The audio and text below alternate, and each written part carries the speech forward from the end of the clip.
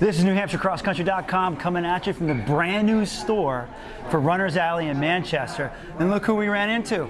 None other than Todd Swenson, the 1997 Class L, which is now Division I, state champion when you ran 16:14, by the way.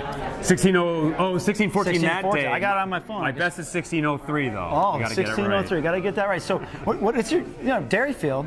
Yep. What's your fondest memory of Dairyfield? Is it that state title or? Yeah, it's tough. I mean, because being in New Hampshire, you run Dairyfield so many times. So, from a freshman to a senior, you're running the course at least, 15, 16 times, but it would probably be actually my junior year.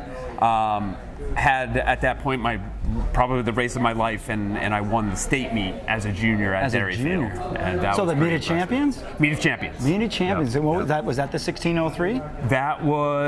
I think that was a rainy day. I think that was a little bit slower. I think it was 16:12 or 14 or something like that. I think I ran 16:03 my senior year. Senior year. Yeah. Oh wow. Yeah. And you said when we were running earlier with Ben True, you said that you thought the course has changed. Yeah. There's some myth about the course changing, and it might be slightly slower now. That's or true. Faster now. So a couple years after I left, they changed something in the course that, as you're coming down off of the mountain, you kind of go through this trail rather than taking the road.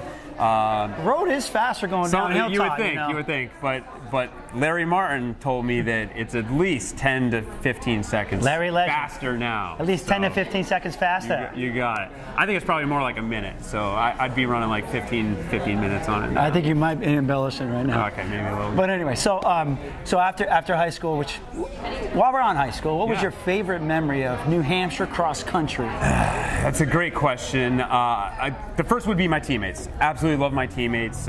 Still stay in touch with a lot of them, but probably qualifying for Foot Locker Nationals. Went down to New York and just pumped out a great race. Van Cortlandt Park. Finished 5th, and once you punch that ticket to Foot Lockers, you kind of feel like you made it. What were some of the names that you were competing against in San Diego?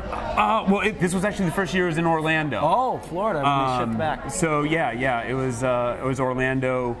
So a guy that unfortunately out of high school you never really heard from again, Abdirazak Muhammad. I think he tried to run for Arkansas. He won it 2 years in a row. That was the second year he won it, and again, you never really heard from him. But I think Andy Powell was there, so Andy was obviously a big name. Becoming a great coach, and now a great coach. Man, it's so long ago. It's tough to just kind of recall names, but definitely a lot of talent. It really humbles you when you go on the national scene, because coming out of New Hampshire. Like my senior year, I was undefeated. I won class, states, New England's. 5th at regionals. 5th at regionals, and then you get humbled at nationals. What place were you? I was 16th.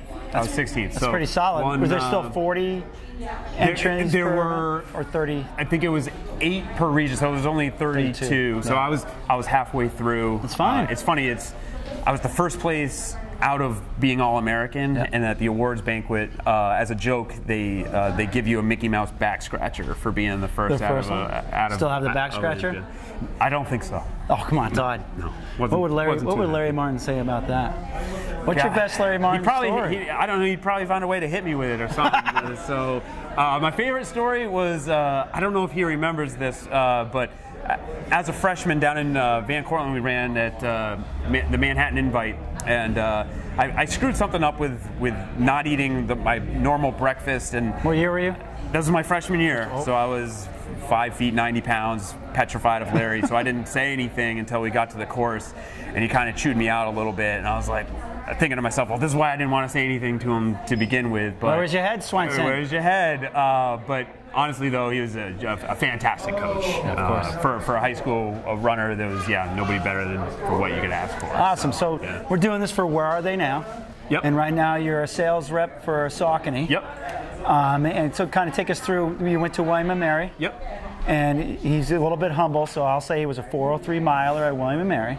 How was that experience in Williamsburg? Oh, it was great. I was as a senior in high school, I was looking at a lot of different colleges. I was looking at Stanford, Wisconsin, Michigan, and William & Mary is kind of the 4 it came down to, and I really just felt like William & Mary, because it was a smaller school, smaller team. Wisconsin and Michigan were just they were huge, but I mean really good program. So I just kind of felt more at home at William & Mary.